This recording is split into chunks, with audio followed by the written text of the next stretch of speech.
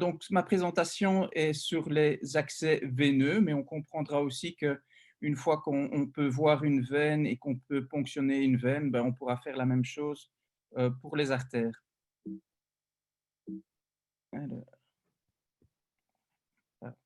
voilà, alors il y a un petit peu de la théorie et un petit plan pour cette présentation qui va durer une bonne demi-heure. On va revoir un petit peu le réseau veineux, parler un tout petit peu des artères aussi, voir dans cette application de visualisation et de ponction de vaisseaux, comment on va utiliser notre appareil d'échographie dans le type de machine, le type de sonde, les quelques réglages qu'on peut faire. Et puis parler surtout de l'écho-repérage, donc les techniques de visualisation des structures vasculaires, et l'écho-guidage, donc les techniques pour amener la pointe de son aiguille au centre du vaisseau, avec des techniques qui peuvent être, comme vous le savez, dans le plan ou hors du plan. Alors, l'anatomie du réseau veineux périphérique, vous le connaissez probablement. Il y a différentes structures vasculaires veineuses qui fusionnent et donnent un réseau veineux qu'on connaît à partir de la main jusqu'au creux axillaire. Maintenant, il faut savoir que sous échographie, la main, le poignet, l'avant-bras, en tous les cas dans sa partie distale, sera peu utilisé parce qu'on a besoin quand même d'un diamètre de veine suffisant. Donc, on va commencer à travailler euh, relativement proche, juste en dessous du pli du coude ou au niveau du pli du coude ou éventuellement même un peu au-dessus du pli du coude. Et il y a différentes veines qu'on va pouvoir visualiser, la veine basilique, les veines brachiales, éventuellement la veine céphalique à ce niveau aussi, et d'autres petits réseaux, comme vous connaissez le M veineux du pli du coude, par exemple.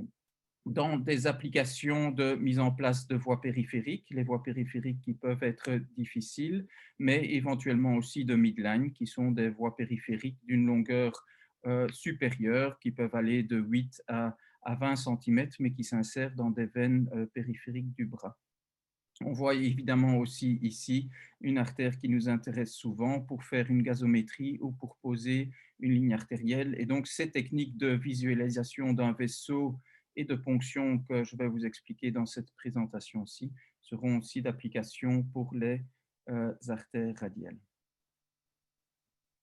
Alors, on ne va pas aborder toutes les techniques possibles ici, mais tout ce qui est possible de visualiser, de ponctionner avec une échographie au niveau périphérique, on peut l'appliquer au niveau central aussi, avec la jugulaire interne, la veine fémorale, éventuellement d'autres veines, si on a un petit peu plus l'habitude. Alors, dans une machine d'échographie, ici c'est une machine assez générale, hein, vous voyez qu'il y a tout type de sonde. Si on pense exclusivement à l'accès veineux, il y a deux choses qui seront importantes. C'est d'avoir une sonde qui est adaptée à la ponction des vaisseaux, et pour une fois, on va partir et quitter les sondes de basse fréquence comme la sonde abdominale et la sonde cardiaque, pour aller se diriger vers une sonde linéaire à haute fréquence qui va donner une bonne qualité d'image, une bonne visualisation des structures qui se trouvent dans les 2, 3, maximum 4 cm sous la peau. Il nous faut évidemment des qualités d'image suffisantes. C'est toujours bien de voir la veine, mais aussi de voir l'artère, éventuellement de voir les nerfs pour éviter de les ponctionner. Et alors d'avoir un écran qui peut éventuellement être placé proche de soi, parce qu'on va travailler en regardant un petit peu ses mains, mais on espère pouvoir avoir l'écran et pouvoir déporter l'écran un petit peu et le mettre proche de soi. Donc ça, c'est une autre caractéristique qui est intéressante quand on cherche une machine d'échographie. Alors, donc je vous ai dit qu'on allait quitter les sondes de basse fréquence, on va vers des sondes linéaires, donc les surfaces sont planes, ne sont pas courbes, et il y a deux types de sondes qui sont utilisées. Celle qui sera sûrement la plus utilisée est la sonde linéaire haute fréquence adulte, qui a une surface qui est environ de 3,5 à 4 cm de large, et éventuellement, si on a une pratique un tout petit peu pédiatrique, avoir une sonde qui a les mêmes caractéristiques, quasi la même qualité d'image, parfois un tout petit peu moins, mais qui a surtout une surface plane de sonde qui est de 2,5 cm, qui permet de se faufiler un petit peu dans les endroits plus restreints et aussi d'avoir une image un peu agrandie à l'écran. On imagine bien que si on utilise cette sonde-ci, toute la largeur de l'écran fera à peine 2,5 cm, alors que dans ce cas-ci, ça fait entre 3,5 et 4 cm. Alors, quelle fréquence on va utiliser? Dans les techniques que vous avez vues actuellement, plus abdominales et cardiaques, on est dans des fréquences d'émission d'ultrasons qui sont plutôt bas pour avoir un petit peu de pénétrance. Ici, c'est tout à fait le contraire. On va plutôt viser la résolution par rapport à la pénétrance. Il est rare de devoir aller au-delà de 3 cm ponctionner un vaisseau, même au niveau voie centrale. Il y a peut-être des exceptions pour les veines sous-clavières qui sont parfois un peu plus profondes, mais sinon, ça se passe dans les 3 premiers centimètres. Donc, on aura des fréquences d'émission qui seront aux environs de 10 MHz ou au-delà. Et nous avons maintenant des sondes qui montent parfois jusqu'à 18 MHz pour la pédiatrie et la néonatologie. Alors, les manipulations de sondes qu'on va faire, on peut retenir l'acronyme TRIPOD pour translation, rotation, inclinaison, pression, oscillation et Doppler. Ce sont toutes des techniques qu'on va utiliser pour avoir une bonne qualité d'image ou éventuellement pour bien repérer où se situe la pointe de notre aiguille. Donc la translation, ça c'est un mouvement sur la peau du patient avec le gel qu'on y a appliqué pour pouvoir glisser et maintenir un contact avec la peau pour aller trouver le vaisseau qui nous intéresse, pouvoir aller repérer un endroit où il est le plus facilement visualisable, c'est-à-dire un bon diamètre et pas trop profond, et aussi placer ce vaisseau au centre de l'écran pour bien se repérer et pour faciliter la ponction.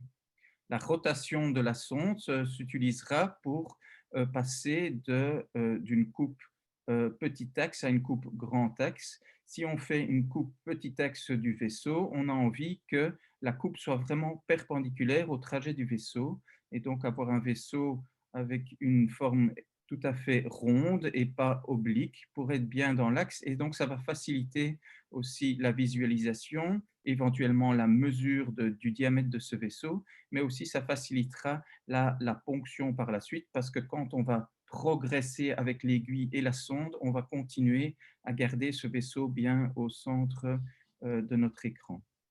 Dans les techniques grand axe où on essaye de visualiser le vaisseau dans son long axe, là, il faut être assez précis pour avoir une visualisation du vaisseau d'un bord de l'écran à l'autre bord de l'écran. À ce moment-là, ce serait une visualisation tubulaire du vaisseau et cela demande un peu de précision et ce mouvement de rotation. L'inclinaison, là, c'est a priori, comme on travaille avec des échos et qu'on veut avoir le maximum d'écho qui nous revient vers la sonde, on essaye d'être perpendiculaire aux structures anatomiques. Et donc ici, pour les vaisseaux, c'est perpendiculaire à la paroi des vaisseaux.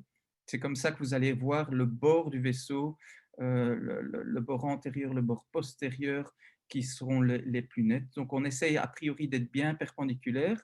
Parfois, des petites inclinaisons sont utilisées pour aller retrouver la pointe de son aiguille, mais il faut savoir que si on incline de trop, on va peut-être retrouver la pointe de son aiguille, mais on va perdre un petit peu en qualité d'image du vaisseau parce que on a pris une coupe oblique et donc on a moins d'écho qui revient vers la sonde et donc on perd un petit peu en image. La pression est fort utilisée pour l'accès vasculaire. Une légère pression commence à comprimer les veines et les veines dont le diamètre, la paroi antérieure et postérieure se rapprochent un petit peu. Et en mettant un tout petit peu de pression dans les tissus, vous allez aussi voir mieux la pulsatilité de l'artère.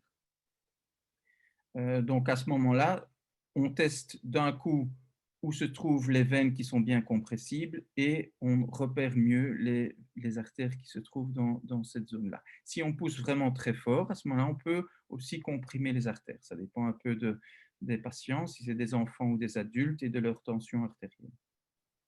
L'oscillation, ce sont des petits mouvements qu'on peut faire avec la sonde de va-et-vient en avant, en arrière, pour de nouveau essayer de repérer l'aiguille. Donc on peut, par des mouvements d'inclinaison ou d'oscillation, essayer de retrouver la pointe de l'aiguille. Et puis on a le Doppler aussi qu'on va utiliser. Le Doppler, vous savez qu'on obtient des couleurs, des flux de couleurs rouge et bleu dans notre image échographique. Le rouge n'étant pas l'artère et le bleu n'étant pas la veine, mais le rouge, c'est un flux qui se rapproche de la sonde d'échographie.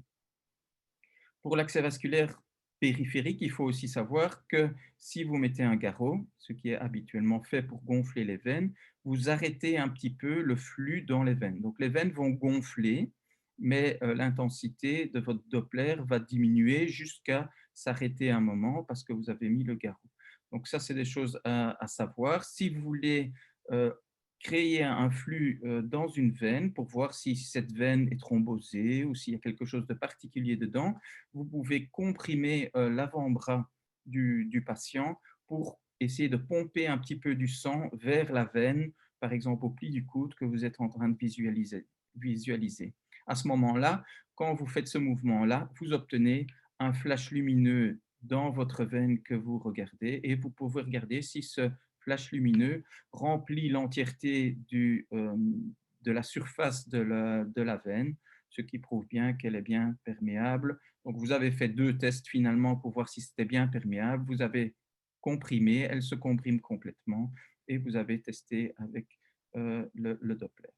Pour voir les artères, le plus facile, comme on sait que le flux rouge est un flux qui se rapproche de la sonde, c'est d'incliner votre sonde d'échographie pour regarder un petit peu en direction du cœur. Donc, c'est-à-dire que si vous regardez le bras, vous inclinez votre sonde pour que la membrane de la sonde, donc la surface de la sonde qui touche la peau, regarde un petit peu l'épaule du patient, légèrement. À ce moment-là, directement, toutes les artères vont apparaître rouges. Si vous regardez dans le cou du patient, vous inclinez votre sonde légèrement vers le cœur du patient, donc vers les clavicules, et à ce moment-là, les carotides apparaîtront bien rouges. C'est un petit truc que je vous conseille. Alors, différentes techniques, évidemment, pour voir les structures qui se trouvent dans les bras et dans le cou ou autour de la clavicule. On va devoir faire la différence entre toutes les structures arrondies, éventuellement anéchogènes dans ces zones-là. Il y a différentes structures qui peuvent avoir cette forme-là. Il y a des veines, des artères, mais aussi des ganglions. Alors évidemment, les ganglions sont des structures arrondies, mais qui ne sont pas tubulaires. Donc, c'est-à-dire que si vous glissez 1 ou 2 centimètres plus bas ou plus haut, elles vont disparaître. Donc, ce ne sont pas des tuyaux, contrairement aux veines et aux artères. Donc, ça, c'est déjà un test facile à faire. En plus de ça, les ganglions ne sont pas compressibles ni pulsatiles, contrairement à la veine qui est compressible et à l'artère qui est plutôt pulsatile.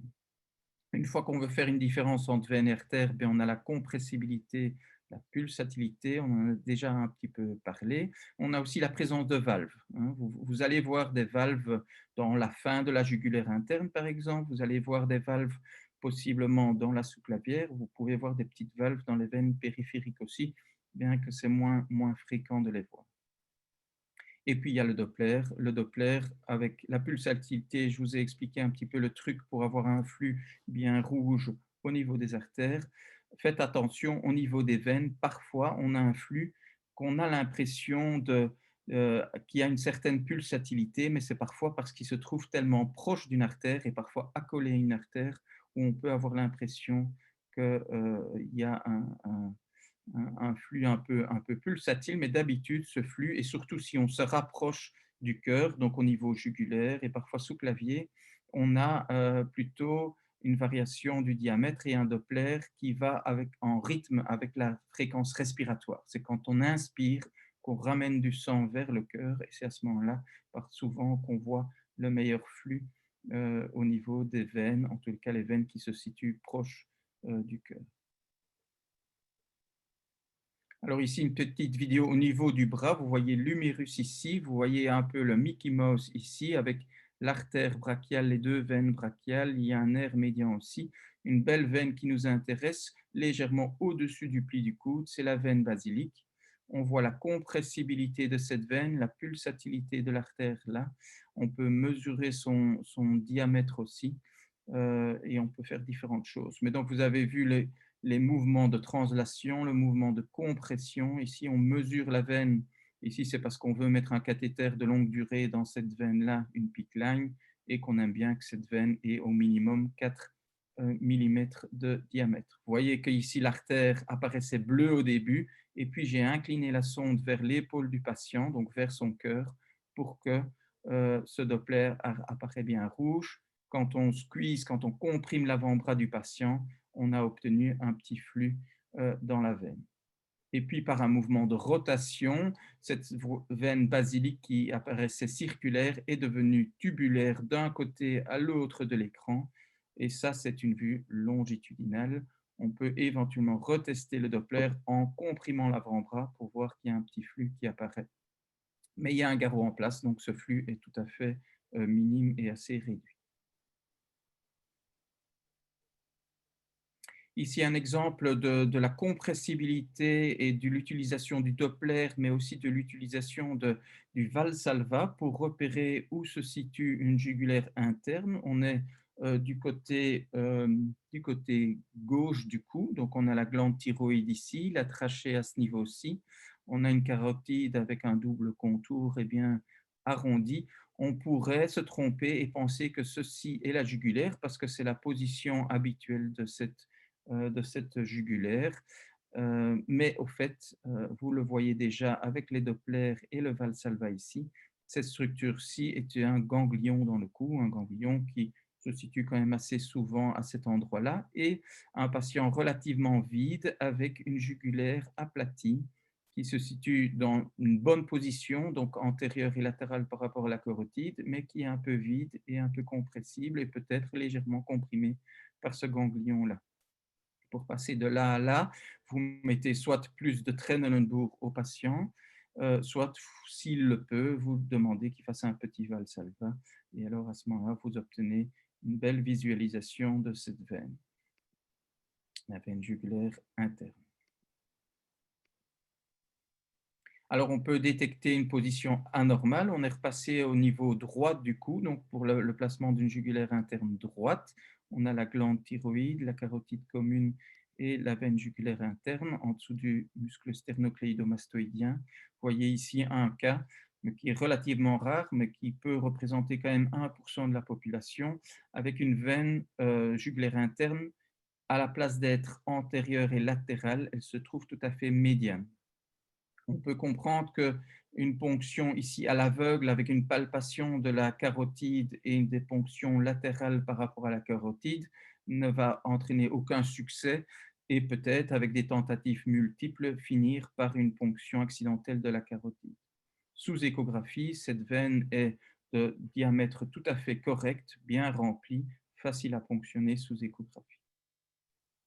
Ça, c'est une situation extrême, mais ce qui arrive encore assez facilement, c'est que quand vous tournez la tête du patient pour avoir accès à son cou et mettre un cathéter central jugulaire, la veine qui se situait relativement bien, donc latérale par rapport à la carotide, vient se positionner au-dessus de la carotide. Donc, il n'y a pas que des variations anatomiques, il y a des variations aussi que nous, on implique au patient par la rotation de la tête dans le côté opposé. Alors la deuxième chose, c'est de détecter évidemment la présence d'un thrombus. Un thrombus ici dans une jugulaire interne qui remplit presque toute la lumière. Il y a encore un petit flux Doppler, il y a encore un petit flux résiduel là. Ici, c'est un thrombus encore plus petit. Ces images-là sont souvent liées euh, à des présences de cathéters veineux centraux dans cette même veine dans un passé récent ou parfois ancien, mais on voit qu'il y a eu ici un cathéter central placé avec une thrombose qui s'est formée autour de ce cathéter-là. Là, il y a un petit grelot qui au départ est de la fibrine, mais qui peut se thromboser avec un cathéter qui était probablement placé ici par le passé. Le piège, c'est sans échographie. Ces structures-là qui sont bien visibles par échographie ne sont pas du tout visibles par des signes cliniques au niveau de la peau. Donc, tout ce que vous allez voir au niveau de la peau, c'est une trace d'une ancienne voie centrale. Vous n'avez pas encore de circulation collatérale, la veine n'est pas tout à fait thrombosée, et même si elle est tout à fait thrombosée, il n'y a pas toujours une circulation collatérale ou des jugulaires externes extrêmement distendus. Donc l'échographie permet vraiment de détecter un problème sous-cutané qu'on n'arrivait pas à détecter par le passé. Donc par le passé, c'était des veines qu'on essayait de ponctionner à l'aveugle avec, ben, vous le comprendrez bien, des difficultés à placer un cathéter, soit on a un petit reflux de sang mais le guide ne monte pas, soit on ne trouve pas du tout le vaisseau. Alors l'écho-repérage en pratique, finalement, ben, vous l'aurez compris, pour les voies périphériques, si on voit une belle veine cliniquement, si on palpe bien une belle veine, on n'a pas besoin d'échographie, mais l'échographie sera surtout utile pour trouver une veine qui n'était ni visible ni palpable. Au niveau des voies centrales, ce sera de détecter une ponction difficile avant qu'elle ne devienne difficile. Donc, si vous avez un site où la veine est thrombosée, si vous avez un site où la veine est d'un diamètre fortement réduit, ben, vous allez chercher un autre site de ponction, un site plus facile. Pour les voies centrales, on aime bien utiliser la jugulaire interne droite, par sa facilité d'accès et sa direction vraiment rectiligne vers l'oreillette droite. Mais si cette veine-là est thrombosée, soit ou cette veine-là est tout à fait antérieure par rapport à la carotide, ou cette veine-là est comprimée par un ganglion, on va aller du côté gauche plutôt. Et ceci permet vraiment d'éviter des ponctions qui prennent parfois du temps parce qu'on faisait des tentatives à l'aveugle sur des sites qui n'étaient vraiment pas adaptés ou pas idéaux. Alors maintenant, l'éco-guidage. L'éco-guidage, c'est amener la pointe de l'aiguille à travers la paroi antérieure du vaisseau. On espère ne pas être transfixiant, donc de ne pas traverser cette veine-là. On essaye de toucher cette veine en son centre et pas sur le bord, hein. Les ponctions à l'aveugle, ben, on avait un reflux sanguin, mais on ne savait pas très bien si on l'avait touché vraiment en son centre. Et on essaye d'éviter les structures environnantes qui peuvent amener à certaines complications, ne fût-ce que simplement même une complication d'hématome qui rend la ponction finalement plus compliquée. Une fois qu'on a touché ce vaisseau, avec un peu d'expérience et avec l'aide de l'échographie, on va cathétériser ce vaisseau un tout petit peu. L'idée est de ne pas avoir juste ponctionné la paroi et d'être encore à la limite ressorti de la veine, parce qu'à ce moment-là, quand on manipule par exemple le guide pour mettre un cathéter veineux central, on risque de perdre cette veine qu'on avait bien trouvée, mais qu'on n'avait pas osé avancer encore un petit peu. Avec l'échographie, on va oser parfois avancer un tout petit peu plus pour être sûr de sécuriser la position de l'aiguille avant de monter le guide en place. Ça, c'est le but, mais il y a des conditions quand même aussi, des conditions de stérilité et des conditions d'entraînement. Et c'est pour ça que dans les ateliers pratiques que l'UM organise, il y a toujours des sessions d'entraînement sur des gels d'échographie qui simulent la ponction de voies veineuses périphériques ou d'artères et la ponction de voies veineuses centrales. Alors, quand on pique une voie veineuse périphérique, on pourra aller trouver des veines qui seront un peu plus profondes. On place un garrot, on repère des veines, on espère que la veine est au moins 2 millimètres, et pour une fois, contrairement à la palpation, on pourra trouver parfois des veines qui se situent à 2 centimètres sous la peau. Il faut quand même faire attention que cette ponction éco-guidée, plus profonde, permette quand même une certaine cathétérisation de la veine. Donc, ce n'est pas parce qu'on a réussi à toucher la veine qu'on pourra sécuriser cette veine pour un certain temps, et on espère que le patient garde sa voie périphérique pendant un certain nombre d'heures malgré un certain mouvement du patient. Donc il faut essayer de trouver chez vous des cathéters périphériques qui sont le plus longs possible pour ces patients qui sont souvent un peu obèses et chez qui vous allez pouvoir trouver et visualiser des veines plus profondes afin que au moins une petite moitié du cathéter soit vraiment cathétérisée dans la veine. Donc, l'idéal, c'est de pouvoir toucher la veine avec la moitié de l'aiguille et comme ça, la seconde moitié de l'aiguille sera bien rentrée dans la veine. C'est pour ça que se sont aussi développés des midlines.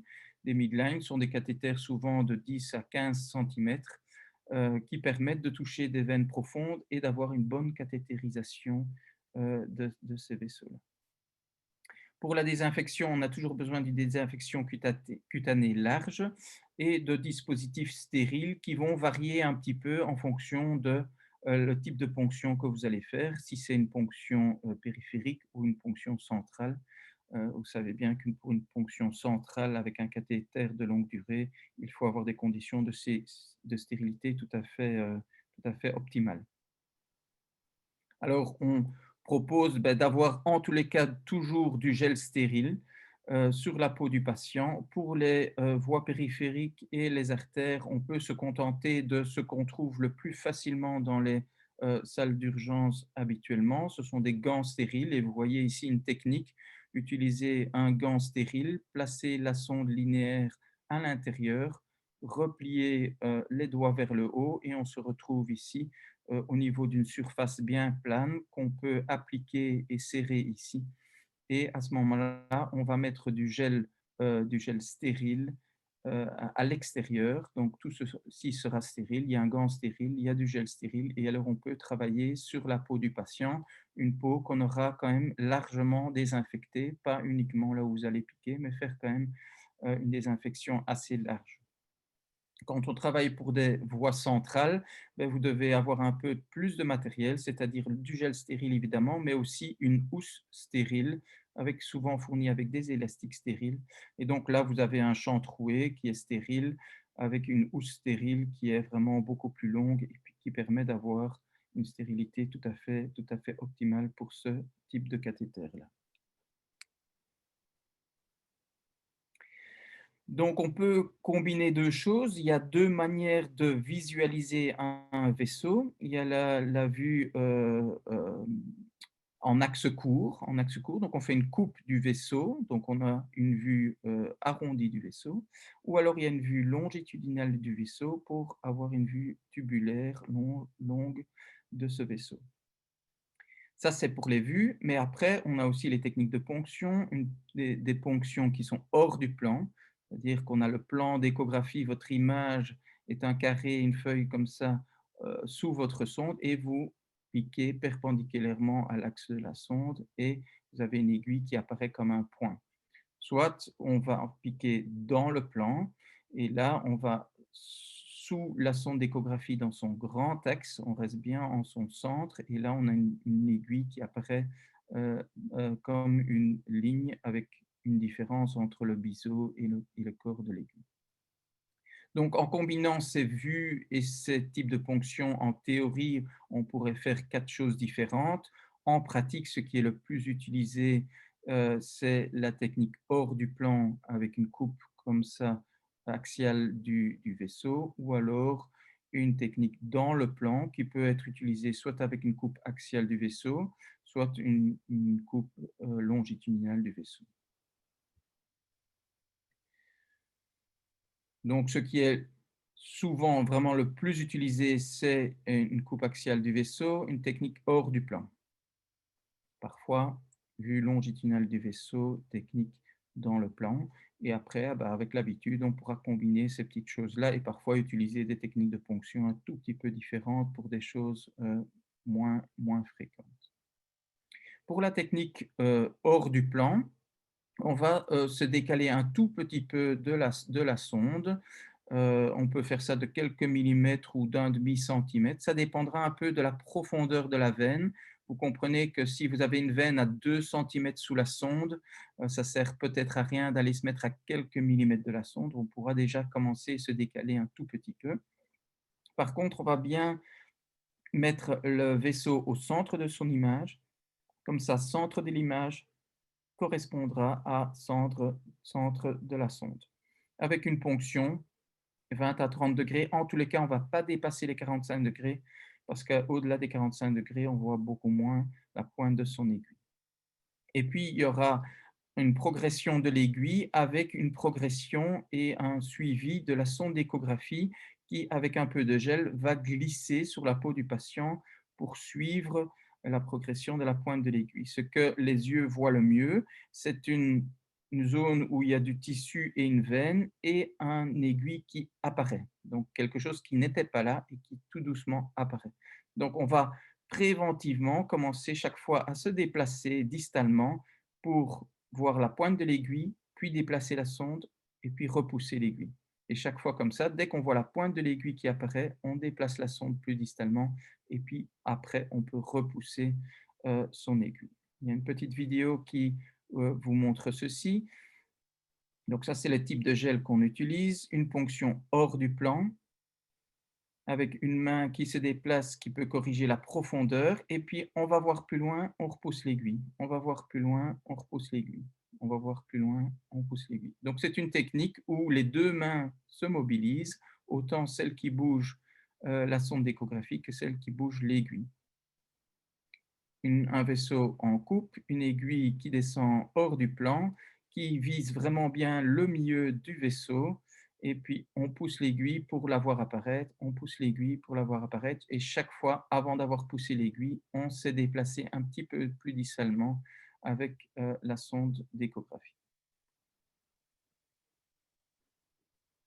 Pour la technique dans le plan, là, l'important, c'est d'aller sous la sonde d'échographie, mais les sondes d'échographie sont assez larges, quand même relativement larges, alors que l'image qu'on a à l'échographie est uniquement donnée par le centre de la sonde. Donc, il faut vraiment au départ piquer très proche de la sonde, vraiment piquer au niveau du milieu de la sonde et apparaître là, juste sous la sonde. Alors, si on est parfaitement en son centre, on a une belle visualisation.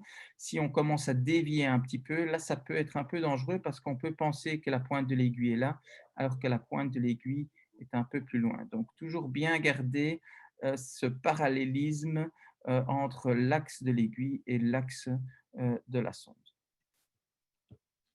Une petite vidéo qui va vous montrer ça. Donc, vraiment bien aller chercher le milieu de la sonde, piquer assez proche parce que le début, les premiers millimètres ne donnent pas d'image. L'image est donnée un tout petit peu plus loin.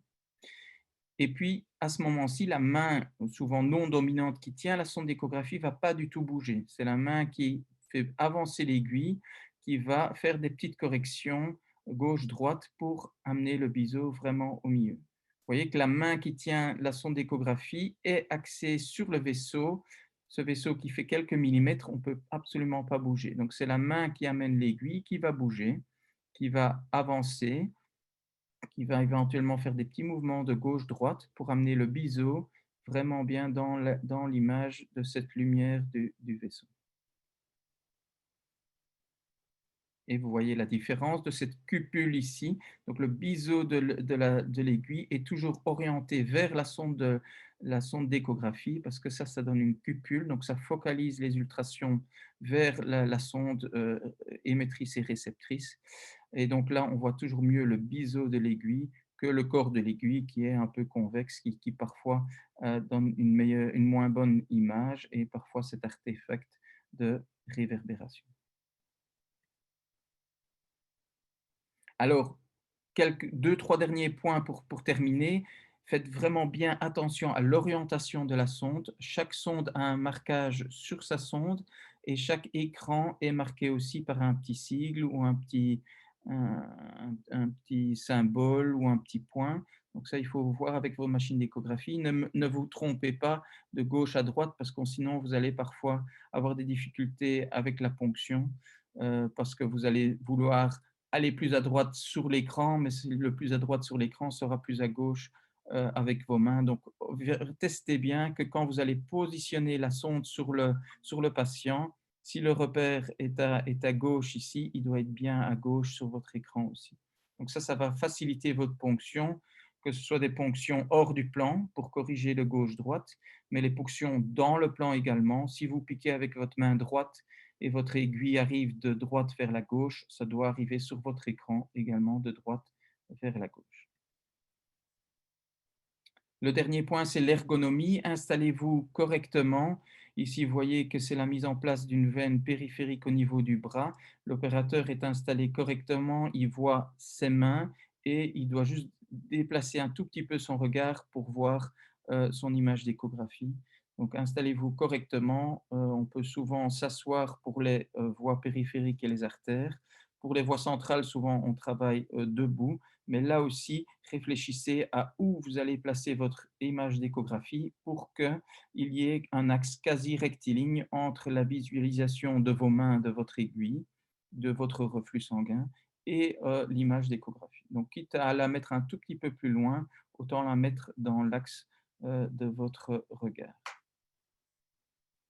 Donc, tout ce que vous avez vu ici en termes de visualisation de vaisseaux et de ponction, ben, vous allez pouvoir l'appliquer pour la mise en place de voies périphériques. Vous voyez ici une veine au pli du coude avec une aiguille qui apparaît à l'intérieur. Ici, c'est pour une ligne artérielle et souvent, ben, grâce à l'échographie, on peut un peu quitter le poignet qui parfois est déjà fort abîmé.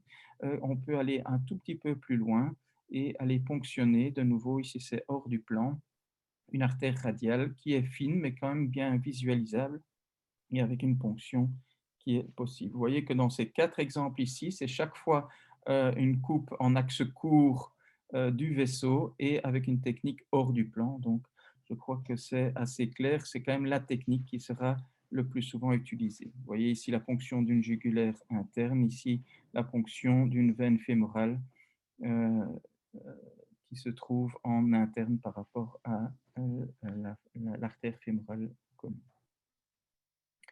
Merci pour votre attention et je suis prêt à répondre à vos questions. Super Thierry, merci beaucoup. Merci beaucoup pour cette présentation super intéressante. On n'a pour l'instant pas vu de questions sur le chat. N'hésitez pas à en mettre une. Moi, personnellement, j'en avais une qui semble assez évidente, hein, mais ne l'a pas dit clairement. Je suppose que quand tu regardes une jugulaire et qu'elle a un thrombus même partiel, tu l'évites. Oui, oui, sauf si on n'a pas le choix, mais normalement on l'évite. Il y a des cas où on n'a pas le choix parfois parce qu'il y a un porte-à-4 de l'autre côté, il y a un drain ventriculo-péritonéal, il y a des choses comme ça. À ce moment-là, si c'est un thrombus partiel, mais un peu comme un grelot qui est dans une veine et qu'on n'a pas envie de déloger, mais qu'on veut quand même accéder à cette veine-là, on va aller accéder à cette veine un peu plus distalement. Donc ça, c'est l'autre avantage de l'échographie, c'est qu'on peut ponctionner la jugulaire un tout petit peu plus distalement, plus proche de la clavicule. Et à ce moment-là, on pourrait, dans certains cas, décider de quand même mettre un cathéter alors qu'il y a un petit thrombus, mais plus proximal. Mais d'habitude, on l'évite, on notifie le soignant ou on met dans le dossier qu'il y a un thrombus et alors on peut voir s'il faut traiter ce thrombus ou non. C'est ça. Je vois une question que j'avoue avoir un tout petit peu de mal à comprendre, qui est quel abord est préférable pour la sus clavière? Je ne sais pas si Ça doit être sous clavier. ça doit être sous clavière, je suppose. Oui, Mais donc il y a la sous-clavière, mais il y a aussi la supraclaviculaire. J'en ai pas parlé ici, mais c'est un peu dans le prolongement de ce que je viens de dire. Quand on suit la jugulaire, on arrive à sa partie distale et parfois tellement distale en inclinant un tout petit peu sous la clavicule qu'on voit bien le tronc brachiocéphalique. Le tronc brachiocéphalique est le vaisseau qui est vraiment un des plus larges dans le corps humain et qui reste ouvert aussi même dans des patients qui sont un peu hypovolémiques ou en choc. Et c'est pour ça que la supraclaviculaire est décrite aussi en salle d'urgence sous échographie comme un accès après jugulaire interne fémorale. C'est le troisième qu'on peut se lancer dedans dès qu'on a un petit peu plus l'habitude. Le supraclaviculaire qui accède au tronc brachiocéphalique sera ponctionné par un peu comme une voie postérieure. Donc, on va faire une coupe de cette toute fin de jugulaire interne et on va piquer dans le plan de latéral à médian, un peu comme une voie postérieure, mais extrêmement basse. Donc le supraclaviculaire existe, est décrit, est utilisé. Nous, on l'utilise aussi beaucoup chez les nouveau-nés. Après, il y a des techniques de sous-clavière. Et là, habituellement, ce qui est décrit chez l'adulte, c'est de ponctionner la veine axillaire avant qu'elle passe sous la clavicule. Donc là, il faut quand même avoir un petit peu l'habitude parce que la veine vient du creux axillaire, passe sous les muscles pectoraux. Donc, c'est-à-dire que là, on a une veine qui est vraiment à 3-4 cm de profondeur, une veine qui est quand même compressible et une veine qui, en dessous d'elle, on trouve la plèvre. Donc, pour piquer les sous-clavières comme ça, il faut quand même avoir plus d'habitude. Et même parmi les anesthésistes, tout le monde ne fait pas cette technique-là. Donc, il faut avoir l'habitude. D'accord. Ok, super. N'ai pas vu de questions supplémentaires arriver. Qu'est-ce que tu répondrais? Juste une dernière question, Thierry, et puis on va passer la parole à Raphaël Lopez, la présidente du M, qui va introduire l'orateur suivant. Mais qu'est-ce que tu conseillerais aux gens qui nous disent tout le temps, oui, mais par exemple pour les voies périphériques, oui, mais écoute, moi en fait, je rate assez rarement, je vois pas très bien pourquoi je me mettrais à cette technique-là. Parce que c'est ce qu'on entend toujours quand on essaye d'apprendre ça aux infirmières, qui particulièrement en service d'urgence ont vraiment l'habitude de mettre des cathéters périphériques. Par rapport à, tu sais, l'apprentissage de cette technique, Oui. comment est-ce que tu Euh, essaierais de les convaincre? il est évident qu'un patient qui a des grosses veines cliniquement, on ne va pas utiliser la sonde d'échographie. Maintenant, il faut savoir que certains patients arrivent en salle d'urgence avec une longue maladie déjà derrière eux et ont un capital veineux fort limité. Et donc, parfois, ils n'ont que plus qu'une ou deux veines vraiment de bon calibre qui est utilisable. Et la deuxième chose, c'est que le fait d'avoir l'échographie pour les voies périphériques a drastiquement diminué le besoin de voie centrale. Donc, on avait quand même des patients étiquetés impeccables à qui on demandait une voie centrale ou on posait une voie centrale. Le fait d'avoir ces techniques d'échographie maintenant évite cette utilisation de voie centrale pour juste un patient qui est impicable. Donc ça, je crois que l'échographie, éventuellement les midlines pour les veines encore plus profondes, a vraiment changé la chose. Et donc, c'est une technique qu'il faut apprendre, qu'il faut connaître. Ça peut vraiment aider les patients. Maintenant, c'est vrai que le tout venant qui a une belle veine, c'est probablement pas nécessaire, bien que dans le début de la courbe d'apprentissage, c'est pas mal de mettre quand même toute une série de voies périphériques sous échographie chez des patients pas trop difficiles. Ça accélère vraiment la courbe d'apprentissage. Super Thierry, merci beaucoup. On n'a pas eu d'autres questions entre-temps. On va passer la parole à Raph qui va introduire le suivant. Raph, tu es avec nous?